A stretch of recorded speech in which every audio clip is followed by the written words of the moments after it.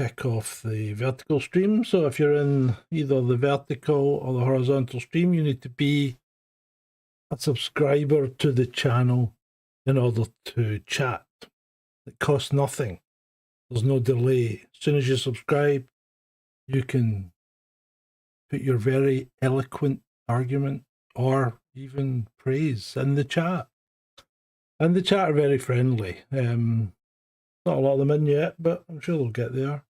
But they are friendly. So, tonight, we're going to look at London. So, settle in. We're diving into what might be the biggest bloody con job in modern democratic history. And no, before you ask this, that isn't about aliens or secret societies or any of that bollocks. This is about something far more insidious. About how one city managed to capture an entire nation's wealth and power through what can only be described as systematic, calculated, and, quite frankly, brilliant manipulation of democratic institutions. Hi, Shalini. I'm talking about London tonight, but not as a place as such. But nothing against Londoners or people who live there, do I, Shalini? Personally, they're mostly decent folk trapped in an overpriced hellscape. Now, I'm talking about London as a political and economic entity that's managed to concentrate more power in one metropolitan area than any other developed democracy on earth. And the worst part, they did it right out in the open, with the full cooperation of politicians who were supposed to represent the entire United Kingdom. Yeah, it is still the aliens' fault, beasts and types. Of course it is. So, in 1970, London accounted for 15.2% of the UK's total economic output. Significant, yep, but not unreasonable for a capital city. By 2025, this year, nearly 22%, 21.9%. That's not just growth, that's systematic consolidation of economic power on a scale that would make medieval kings jealous. And here's the kicker. It didn't happen by accident. It didn't happen because of market forces or natural economic evolution. This happened because specific people made specific decisions to deliberately concentrate power in London at the expense of everywhere else in the country. Before we go any further, how many are from outside London in the chat? And most of you. I know Chalini's in London, although she's not from there. The rest of you guys stay out with London?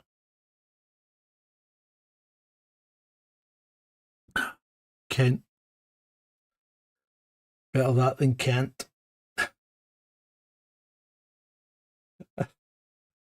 How many of you have noticed the kind of economic imbalance affecting your local area? Because what I'm going to show you is that it really affects every single person in the UK who doesn't happen to live in the Golden Square Mile.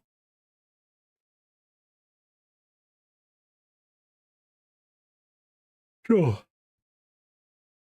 investment flows south. Opportunities disappear, young people leave for London because that's where the jobs are. Now, that's not an accident and it's not inevitable. It's a result of a deliberate policy choice made by people with names and faces, and today we're going to name them. And as always, evidence-based, fact-based, publicly available, open source information.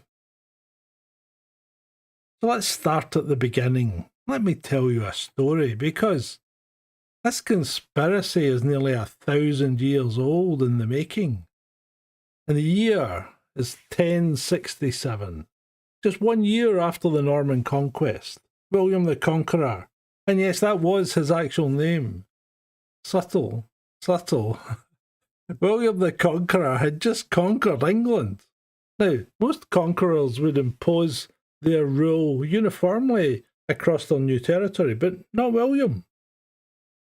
This clever bastard made a deal with the City of London. He granted them a royal charter, confirming their ancient liberties, essentially allowing the City of London to govern itself. So think about that for a moment. Every other part of England was under direct Norman control, but London got to keep its special privileges. Why? Because William wasn't stupid. He knew that controlling the merchants and financiers was more important than controlling the peasants. So this charter established what we now call the City of London Corporation. And here's where it gets mental. This institution has been operating continuously for nearly 1,000 years. It's older than Parliament, it predates democracy by centuries, and it still exists today with powers that would be considered corrupt in any other democracy.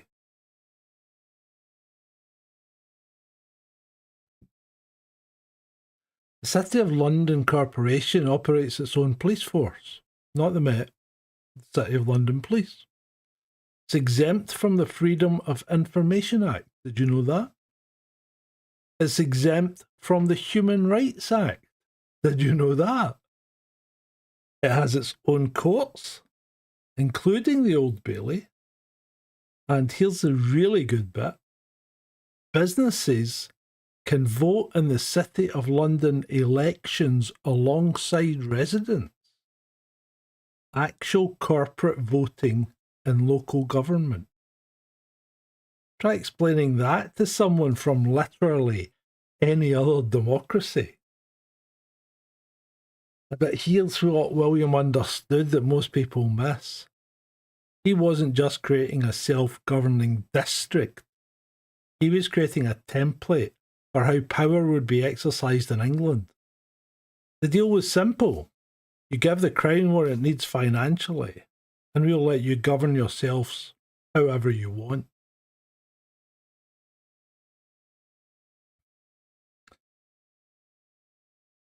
So, everything we're going to go through tonight is documented in the historical record. City of London Corporation's own website admits to most of it.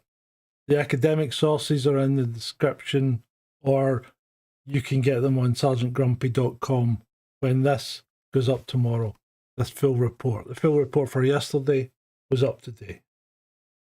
I've done the homework, but I want to know from you, how many of you know about the City of London Corporation before today? Because it's not hidden. It doesn't hide itself. It's just ignored information.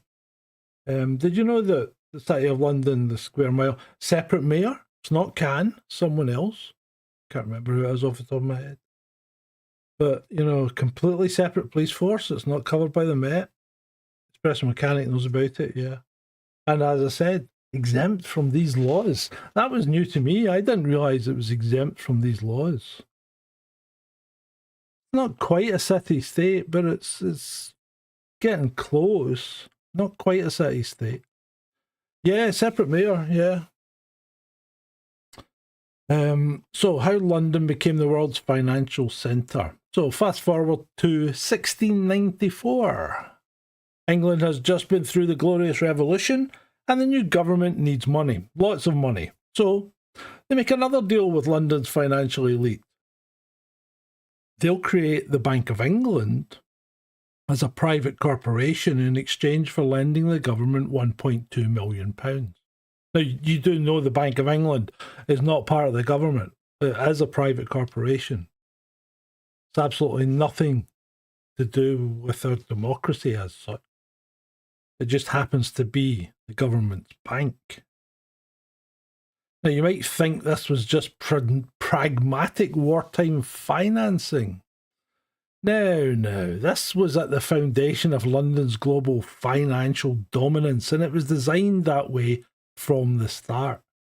The Bank of England wasn't just England's central bank. It was the world's first modern central bank, and it was based in London for a reason. So let's look at what happened next. Hi, Emma. In 1844, The Bank Charter Act gave the Bank of England exclusive rights to issue banknotes in England and Wales. Monetary control was now completely centralised in London. But it gets better or worse depending on your perspective.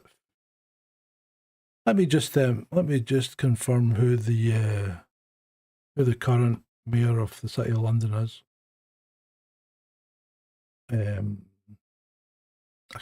I forgot the name.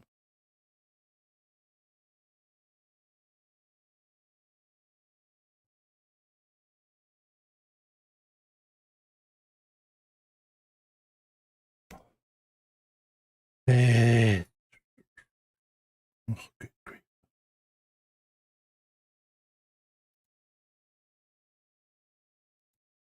Anybody got it yet? No. 2 seconds.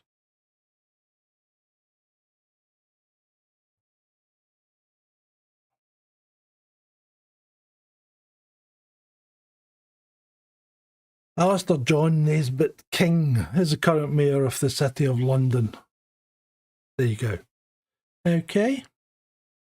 There's your question answered, Emma. City of London's nothing to do with London, remember? That's square mile. Very special. Very special. Oh, Von took Shalini to the Guildhall. Any particular reason, or just for something for her to see? Listen, I'm not going to dig into the City of London's mayor. I'm digging into the City of London. Just bear with me. By 18, he's not a Muslim, that's for sure.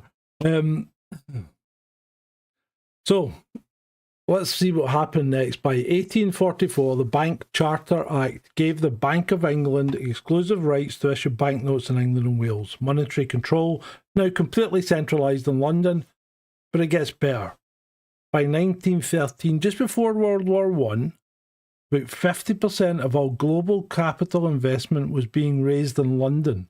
50% of the world's money was being raised in London.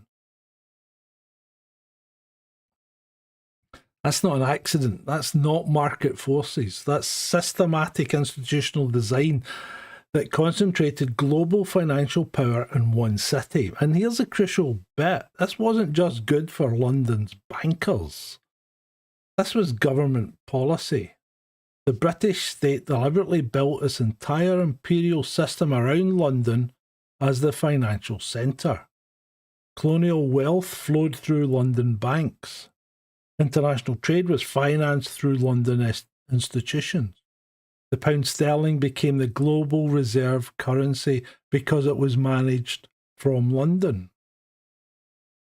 Now, and I know some of you are thinking this is ancient history, and yeah, it is. What does Victorian finance have to do with modern Britain? Well, everything still. Because the institutional structures created in this period are still operating today. Bank of England's still based in London. City of London Corporation's still there. The legal frameworks that gave London its financial advantages are still in place. No FOI. No freedom of information. No transparency. But more importantly than all of that, the mentality was established. The idea that what's good for the City of London is good for Britain. That London's financial success somehow trickles down to benefit everyone else. Spoiler alert though, it doesn't. Before we move on to the really damaging stuff, and trust me, 20th century is where this gets really bad. What about your thoughts? Did you know that London was that dominant in global finance initially? Historically? And do you think this level of financial concentration in one city is healthy for a democracy? What do you think? Shanti says lots of Masonic signs and buildings there. Yes, there are. There are. One says he took her to a sermon of the cult of Mithras. That sounds interesting. A wander round Roman Britain. The Roman amphitheatre underneath the Guildhall. Oh, that's cool. That's cool. Apparently New Scotland Yard had its own lodge at the centre of it. It could well, the place used to be riddled, shall we say, with the Masons.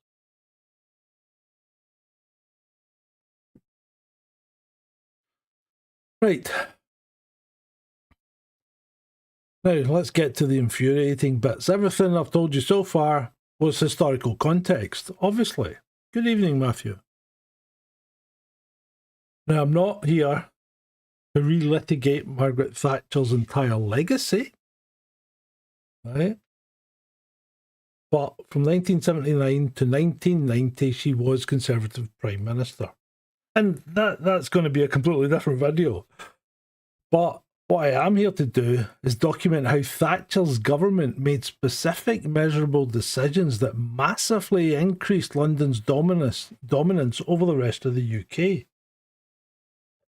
The centrepiece was something called Big Bang, the deregulation of London's financial markets on October the 27th, 1986.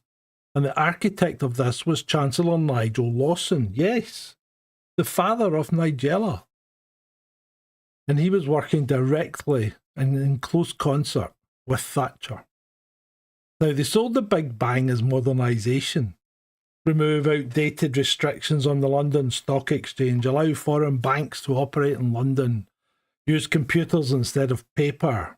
All sounds reasonable, yeah? Modernise it, yeah.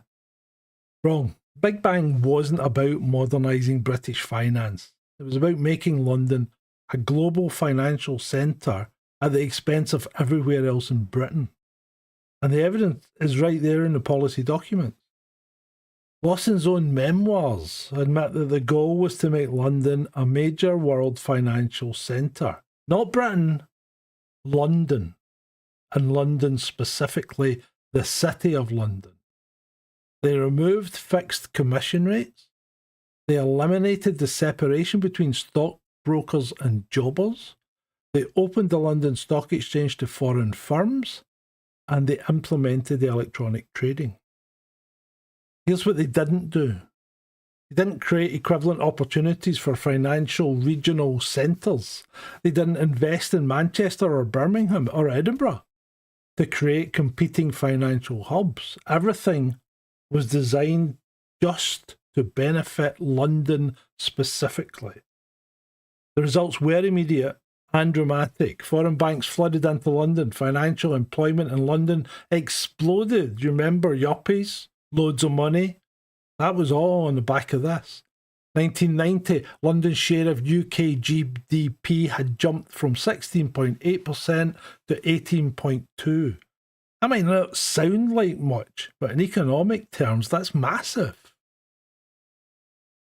But Thatcher and Lawson weren't done. They also removed the exchange controls in 1979, opening London up to unlimited international capital flow. They privatised British industries with the sales managed through London financial institutions. They weakened trade unions. Of course they did. Remember the miners' strikes, the strikes at Wapping, the papers, the print unions, and they weakened the trade unions which were strongest in industrial regions outside of London.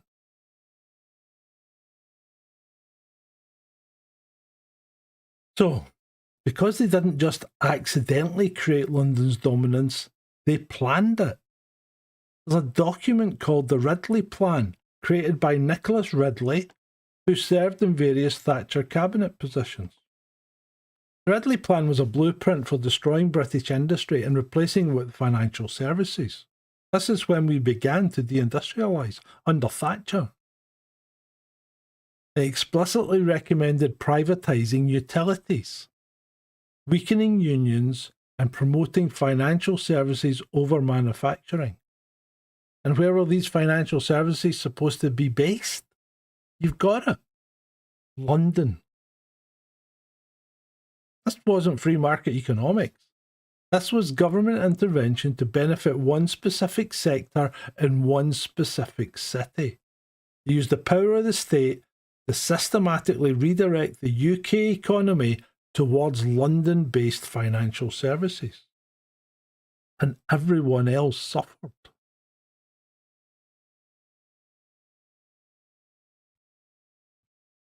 At the time, many people applauded Thatcher's policies.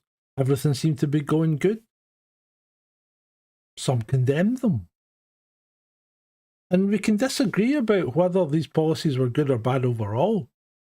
But what we can't disagree about are the facts. The facts are that these policies were specifically designed to benefit London over other regions. That's not opinion. That's documented government policy at the time. So here's a question for you. Regardless of whether you think the policies were good for Britain overall, do you agree that they specifically benefited London at the expense of other regions? Do you think that? Or am I going down the wrong path? We don't appear to be very well attended tonight either, with only 6 or so in the chat. Quite disappointing. I don't know. Maybe I need to stop the Wednesday, Thursday ones because they always seem to do the least best. Remember, you can always share, like, subscribe, evangelize, tell people. The more it gets out there, the better, because I think this is useful information for most people to have, especially if you want to argue with lefties. Right. Now we get to the part that should make every progressive voter in the country absolutely livid. Because if Thatcher created London's modern dominance, it was Tony Blair and Gordon Brown who legitimised it, who expanded it and made it permanent. The year is 1997. Things can only get better, sung to us by Brian Cox's D-Ream. New Labour wins a landslide victory, promising to represent working people across the country. The dawn of the Champagne Socialists. What's the first thing they do? They launch something called the Prawn Cocktail Offensive. Literally wining and dining City of London financiers to assure them that Labour wouldn't challenge their interests. Think about that. Labour government's first priority was reassuring bankers that their privileges were safe. Not miners, not steel workers, not manufacturing workers, bankers. The architect of this approach was Peter Mandelson, who openly courted city interests. But the real damage was done by Gordon Brown as Chancellor. Brown implemented what he called light touch regulation, essentially letting London's financial sector do whatever it wanted. Brown was explicit about this. In 2005, he told financiers, in recent years, we've favoured not just a light touch, but a limited touch in the approach to regulation. He said there should be no unjustifiable inspection, form filling, or requirement for information. This wasn't just pragmatic governance. This was ideological capture again. New Labour had bought into the idea that London's financial success was Britain's success. They genuinely believed that what was good for the City of London was good for everyone. Thatcher was 100% right when she said her greatest success was Tony Blair. Tony Blair was effectively a Tory. And the result, London's share of UK GDP continued to rise throughout New Labour's tenure. By 2007, it reached 19.5, higher than ever before in British history. They knew what they were doing. Internal government documents show that New Labour was aware that their policies were increasing regional inequality. They knew that London was pulling away from the rest of the country, and people were flocking to it, as you would. They just didn't care. Treasury analysis from 2003 shows that London's productivity growth was outpacing every other UK region by massive margins. Did they respond by investing more in other regions? No. They responded by investing even more in London infrastructure. The Crossrail project, now the Elizabeth line, was approved in 2007, cost £18.8 billion. That's more than the entire annual GDP of Wales spent on one London transport project. Meanwhile, what did Manchester get? Birmingham, Newcastle, scraps, the odd regeneration grant, maybe a new tram line if they were lucky, but nothing on the scale of what London received. Then came 2008, the financial crisis that was directly caused by that light touch regulation that Gordon Brown had championed. Did London suffer? Did the bankers who caused the crisis pay the price? Only in Iceland. Not here. Of course not. The Brown government organised a bailout for failing banks worth $1.16 trillion at its peak. That's trillion with a T. They also provided $375 billion in cheap credit through quantitative easing. As one analysis noted, no other sector in the UK economy had ever received such levels of support in peacetime. The government chose to socialise the losses of London-based financial institutions while allowing them to keep their privatised gains. Do you remember these guys were still getting paid bonuses? We bailed out their banks and they still got their bonuses. How does that work?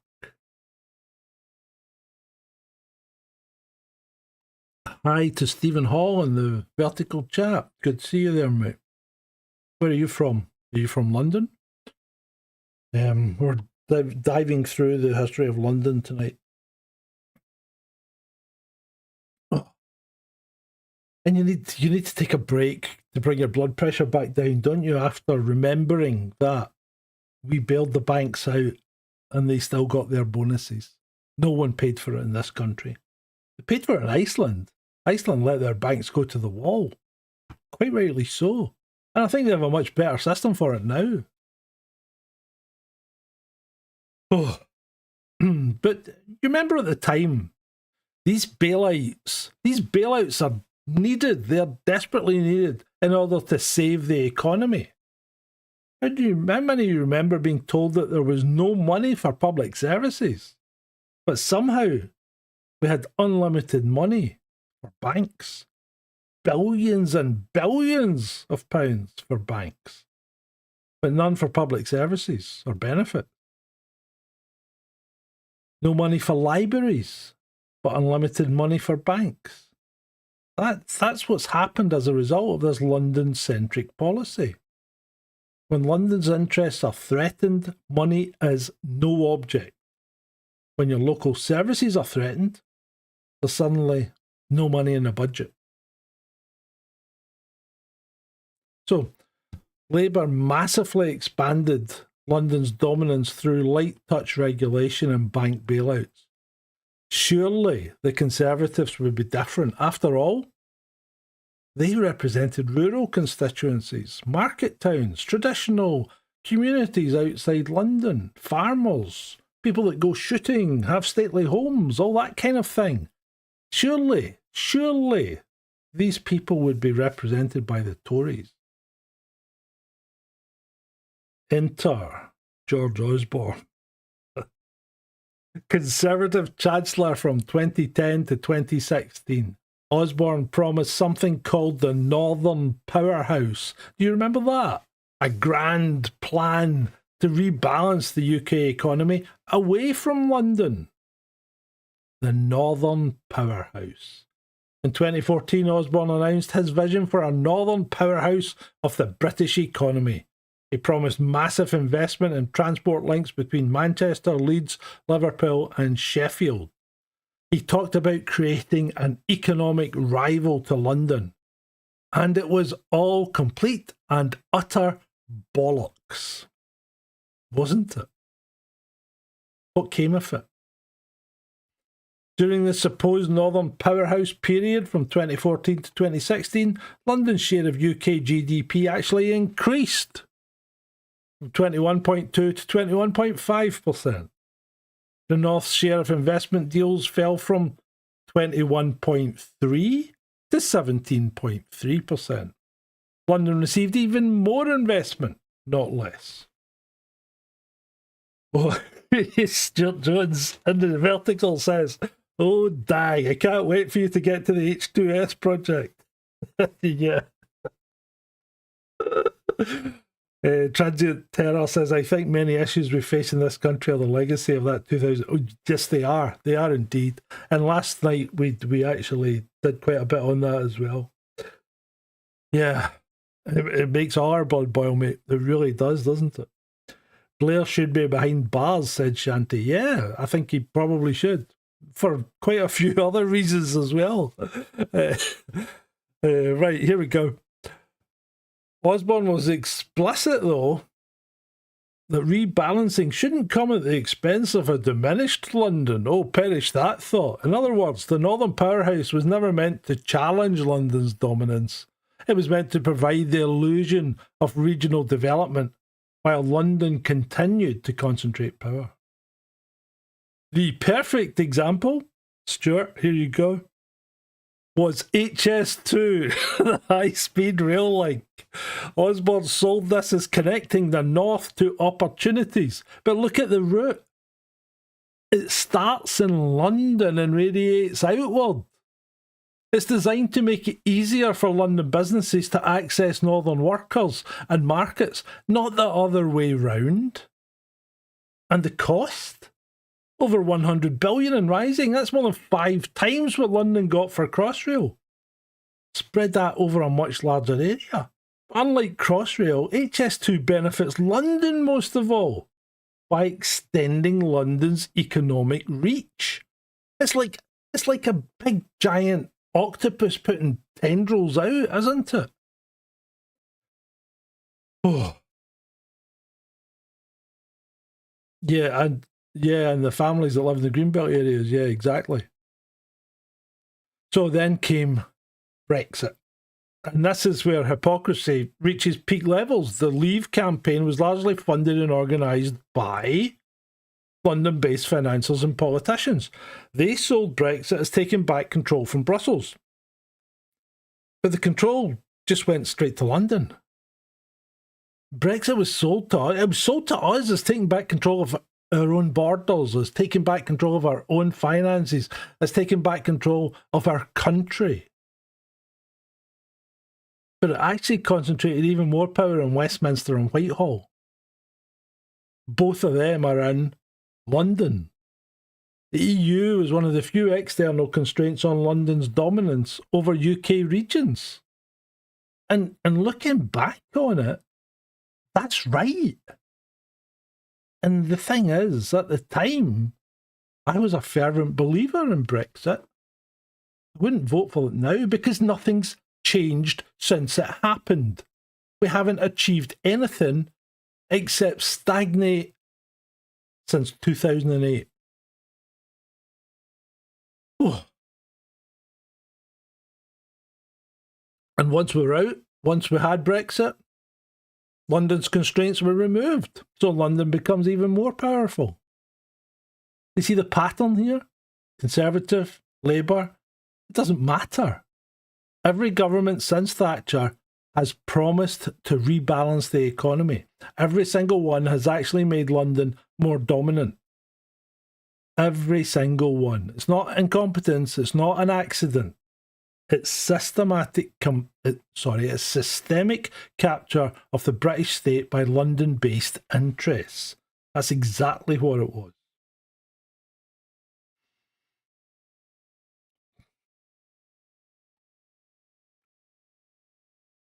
So, before we get to the modern consequences, yeah, there's more, and they will be stark. I want to hear from you about political promises. So, what promises has your local MP made about investment in your area? Have they made any promises? And many of those promises have actually been delivered. I mean, they make fine promises during election times, don't they? But how many are actually seen through? You could count them over centuries on the fingers of one hand, couldn't you? The pattern's always the same. Big promises, minimal delivery, and somehow London always gets its projects funded. And yeah, as I said, I have no beef with London. What we're talking about here is economic and financial powerhouse that is the city of London, not London the entirety.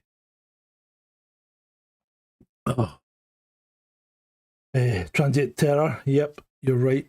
Stuart Jones, don't get me started on local elections. Yeah, well, okay. that's another can of worms. Matthew can't even get his bins emptied. Of course you can't, mate. And you know, you think about it, what do we pay council tax for? Police who do nothing but fucking terrorise us these days? Fire service? Okay, they might be useful.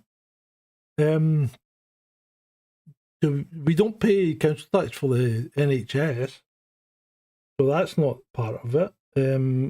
We pay to get our bins emptied, but they're not very good at it, and they're getting less and less good. We pay for street lighting that they're now turning off at midnight and things like that.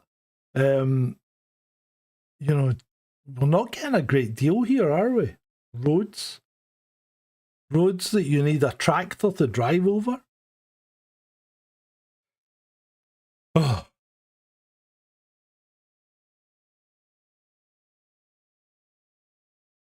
What about the part of the City of London not being part of the UK? Well, the City of London is part of the UK, but it has very special privileges. You know, it has a different mayor, and it's exempt from the Freedom of Information Act. It's exempt from certain financial controls. It's exempt from a lot of things, but it is technically still part of the UK. It's not a city-state. It's not like the Vatican. This all stems back at the start of the essay. We talked about the history and the context. Charlie Kirk, I've got a sore throat, mate. Yeah, I bet Charlie does. Yeah, very good. That wasn't very nice, was it? Should have just put you on a timeout. Somebody put him on a timeout. So, where are we?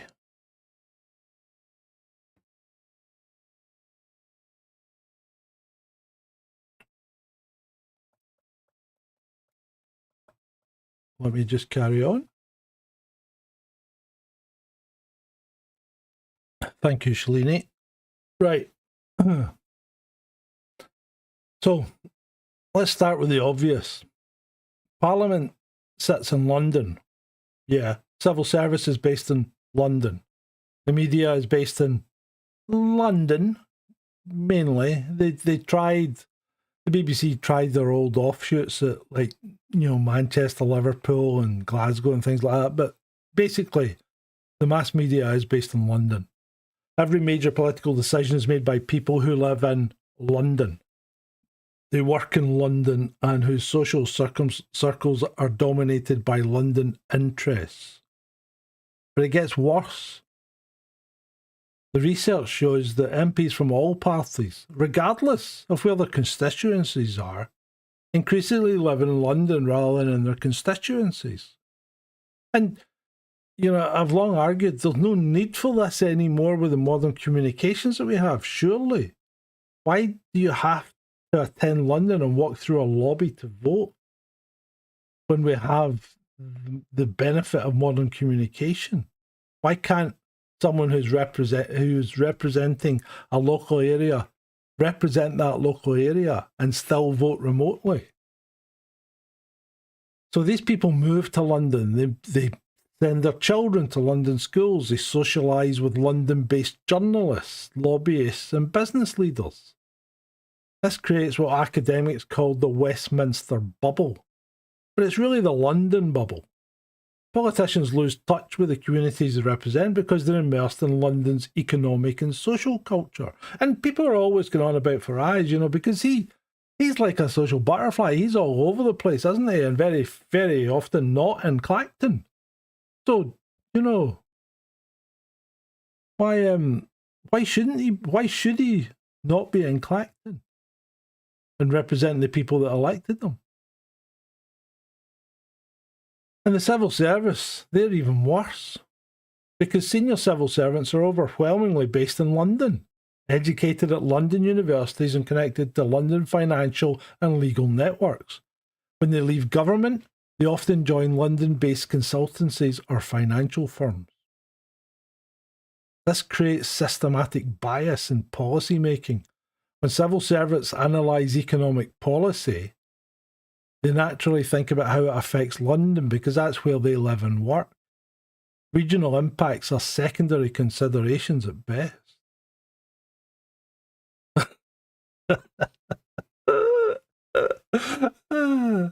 That's a cracker, Matthew. I'm not going to read it out, but it is a cracker. I appreciate that one. And the media.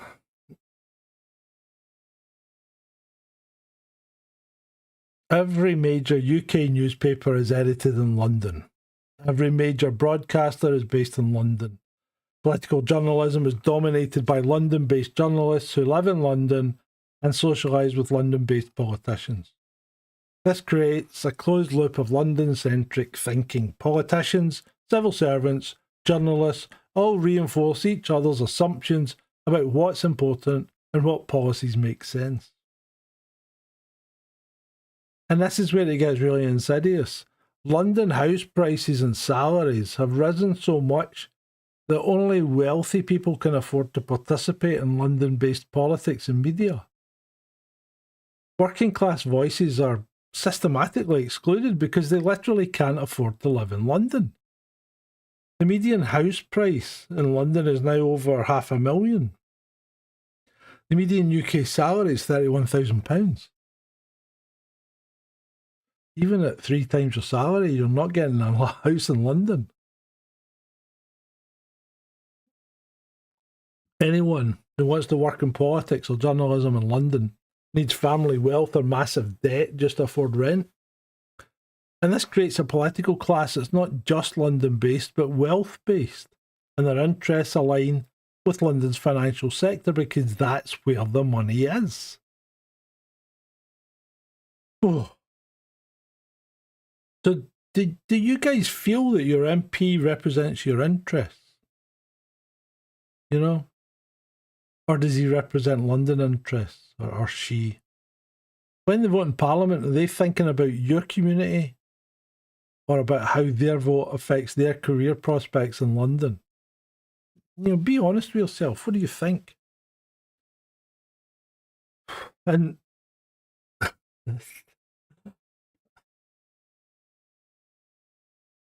oh, that's a cracker, Matthew. An absolute cracker. Oh, you did the right thing, though, mate, by reporting it, because then it's on record that you've reported it. So you're either really good at getting rid of your evidence, or you're being a genuine spud. Well done. So yeah, I'm pretty sure they represent their own interests and what's good for London, not you. Right. What does this London dominance actually mean for people living outside London, like most of us? Because this isn't abstract political theory. This affects your daily life in measurable ways. Let's start with the infrastructure. London gets £5,426 per person in transport investment. The North East gets 427 quid per person. That's more than 12 times of a difference. London gets new tube lines, new railways, new airports. You get potholes and cancelled bus services. Education. London schools get £7,014 per pupil. The national average is 6,200. London gets better teachers because they can afford to pay them more. Your children get larger class sizes and cuts to arts programmes.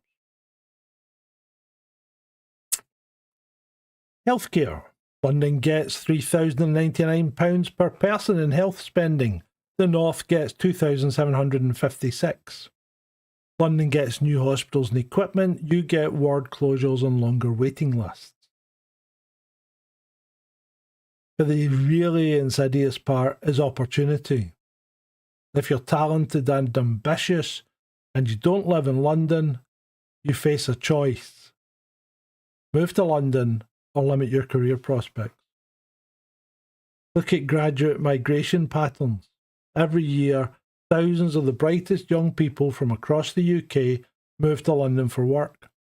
This brain drain doesn't just affect individuals, it affects entire communities.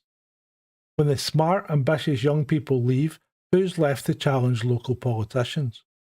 Who's left to start businesses? Who's left to demand better public services? London doesn't just take resources from other regions, it takes human capital. And then there's housing. London's property prices are so inflated by financial sector bonuses that they distort the entire UK housing market. London property is treated as a global investment asset, driving up prices everywhere. Young people across the UK are priced out of home ownership because UK housing policy is designed around London's interests. Buy-to-let landlords use London rental yields to justify high rents everywhere. Planning policies designed around London's development needs.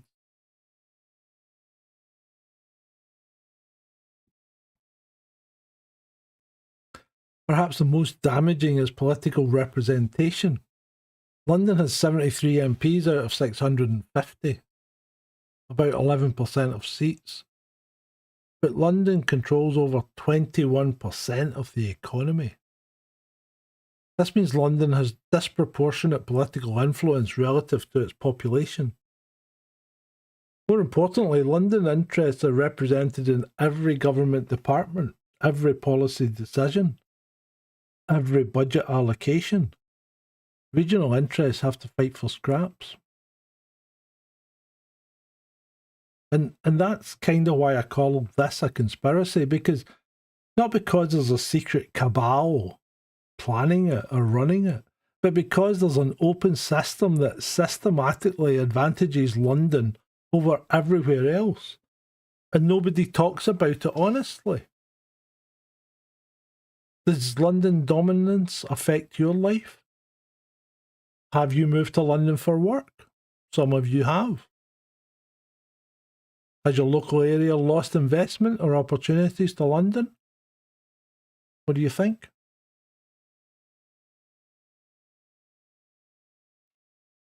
Oh.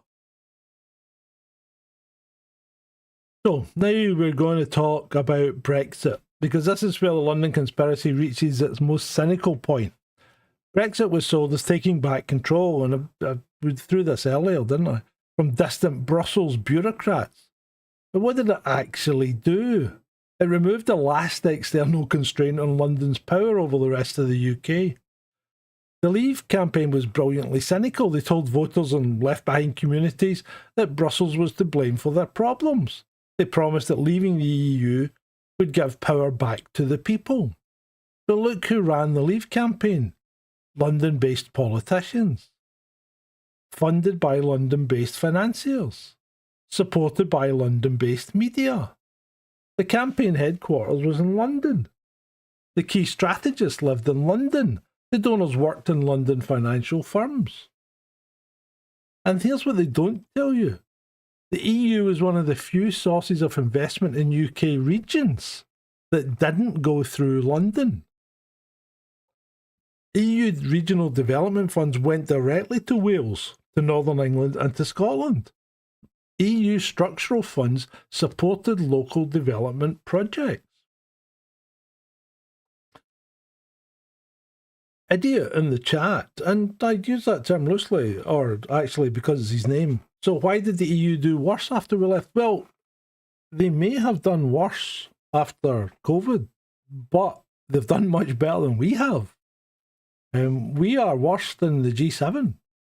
even Estonia and Slovenia are doing better than we are at the moment. So if you want to go back a couple of days and look at one of the other points, I go through it in quite detail. Britain is way behind the rest of Europe now. Way behind. We never caught up again after COVID. So, what happened since Brexit? The government has created something called the Levelling Up Fund to replace EU funding. Sounds good. Okay. The Levelling Up Fund is allocated by London-based ministers based on criteria set by London-based civil servants. And surprise, surprise, Conservative constituencies get more funding than Labour constituencies, regardless of need. Meanwhile, London continues to receive massive infrastructure investment. The Elizabeth Line opened in 2022. That was £18.8 billion public money for one London transport project. That's more than the entire Levelling Up Fund budget for 3 years. Brexit was sold to us as sovereignty, and I bought it. I bought into it. But sovereignty for whom? Because the sovereignty to make decisions went to Westminster and Whitehall, both in London. The sovereignty to benefit from those decisions stayed in London too. And they didn't do anything about migration or illegal migration. They've made it worse, if anything. Regional assemblies were scrapped, local government powers were reduced, everything was centralised in London institutions, run by London elites for London interests. Both sides argued about the EU, but nobody talked about London during Brexit. Nobody questioned why all the power was flowing to one city. Nobody asked whether taking back control might mean sharing that control more widely across the UK. That was never considered or entered into. And Brexit is still a contentious topic. So, you know me, I'm always careful. But regardless of whether you vote to leave or remain, it doesn't really matter. You feel Brexit's given more power to your community or more power to London? Has it made any difference in real terms to you and the people around you? Have we had any benefit from it or have we suffered from it? You tell me. Where do you see the political power that's actually been exercised since Brexit occurred?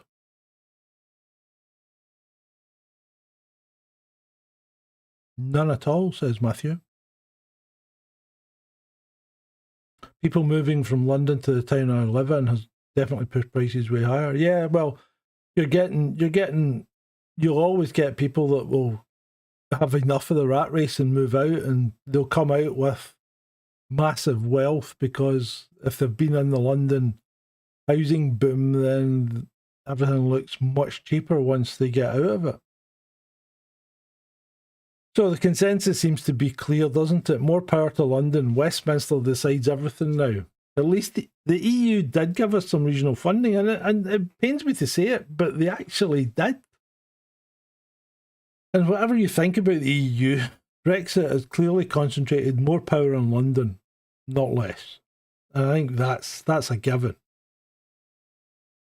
So we've documented the problem. Now, how would we cure it? And this is where the solutions, in some respects, are not palatable to me. But the situation can't continue. It isn't inevitable that it should. And it's not inevitable that it should be permanent. Other countries manage to have more balanced regional development, so why shouldn't we? If we look at Germany, they have a federal system. And that ensures that political and economic power is distributed across multiple cities. Munich, Hamburg, Frankfurt, Berlin, each has its distinct economic roles. No single city dominates like London dominates the UK. Look at the United States. New York is a financial centre. Washington, D.C. is a political centre. Economic activity spread across multiple metropolitan areas. California's economy is larger than most countries. but it doesn't dominate American politics quite the way London dominates UK politics. Don't get me wrong, California is a big deal in American politics. Even France, which historically has been highly centralised, has been working to distribute power away from Paris through regional decentralisation, and it seems to be working. The mayors now in French towns, and every French town and village has its own mayor, and they wield, maybe not strictly speaking power, but considerable influence in the community. And it seems to work. Having lived in France for a couple of years there, it does seem to work. It seems to have devolved power out to the regions and the rural areas, well outside the cities, because France is a big country with a remarkably light population. It's only got the same population as the UK, but it's 2.5 times the size of it. So what would we do if we wanted to implement real solutions? Real solutions. Constitutional reform. UK needs a proper federal system. Does it? Maybe. That gives real power to regional governments. Not the fake devolution we have just now. That's just, that pretendy government thing just needs to be scrapped and done away with. Because London still retains control over all the actual decisions. So Scotland, Wales, Northern Ireland, and the English regions need control over their own economic development. I'd even go further as to say maybe Scotland, certainly Scotland, maybe Wales to a degree. You kind of have a difference, don't you, between North and South? Northern Ireland's a much smaller country, so I'm not quite sure if it would need more than one region. But the English regions need proper control over their economic development. They really do. I mean, look at, you've got big, previously industrial powerhouses. Birmingham, Manchester, Liverpool, port cities, Newcastle, shipbuilding zones, and they're all in decline. So they need the power to compete with London on equal terms. Here's the biggie, though. Financial services reform. The City of London Corporation should be abolished. It's an anachronistic institution that gives corporate interests formal political power. Remember that there is nowhere else in the world where businesses can vote alongside the residents in local elections.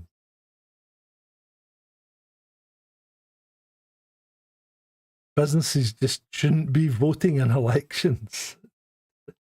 It's not right. Banking regulations should be moved out of London. Create regional financial centres with real regulatory powers. Manchester could specialise in fintech. Birmingham could focus on industrial finance. Edinburgh could develop sustainable finance. These are just, I'm just banding words about now.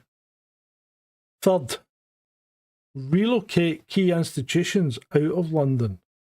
Create regional financial centres with move government departments to different cities. Base the Treasury in Manchester. Put the Department for Education in Birmingham. Spread the civil service across the country. Relocate media institutions. BBC should maybe have its headquarters in Newcastle or Birmingham, not London. Channel 4 should stay in Leeds. Create incentives for newspapers to base their operations outside London.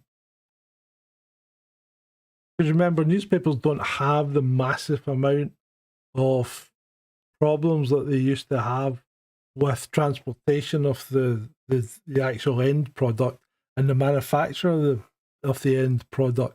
They don't need those big machines anymore. Well, to a degree. Idiot's bored. Well, why are you still here, idiot? That's the thing. Why are you still here if you're bored, mate? Move on. Oh, there's a big wild world out there that you can explore. Leap forward. Take on new tasks, new challenges. So, final chapter. We've identified the problem, we've named the culprits, we've outlined the solutions, what we're going to do about it. So we need to stop accepting London dominance as natural or inevitable. Every time a politician tells you that London's success benefits everyone, challenge them. Ask for evidence. Ask why London needs another infrastructure project while your local hospital is closing.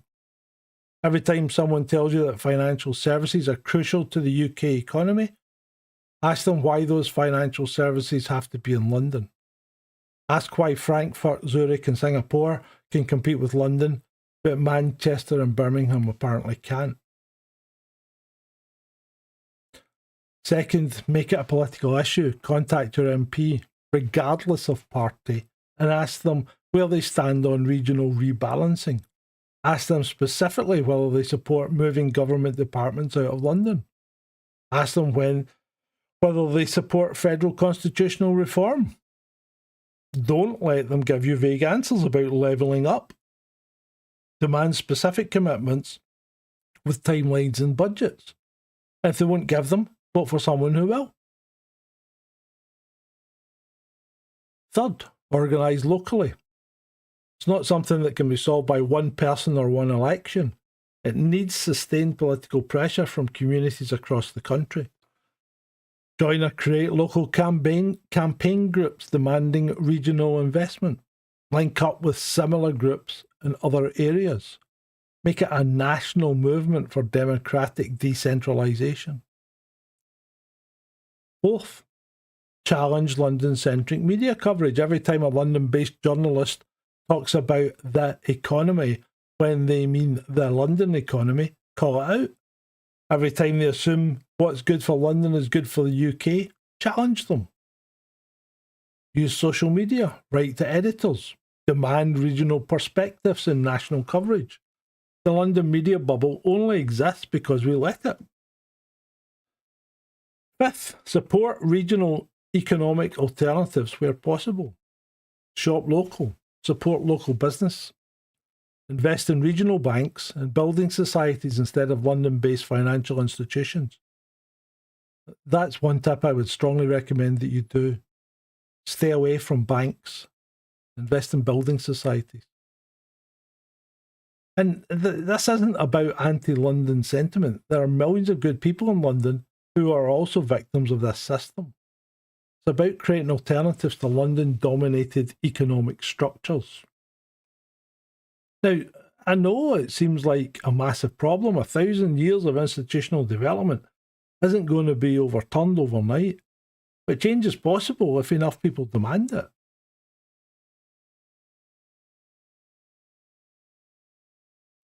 Oh, so, there you have it. It's not been too long, it's only been an hour. The London conspiracy isn't really a conspiracy theory, it is a conspiracy fact. A systematic concentration of political and economic power in one city, built up over centuries through deliberate political choices made by identifiable individuals.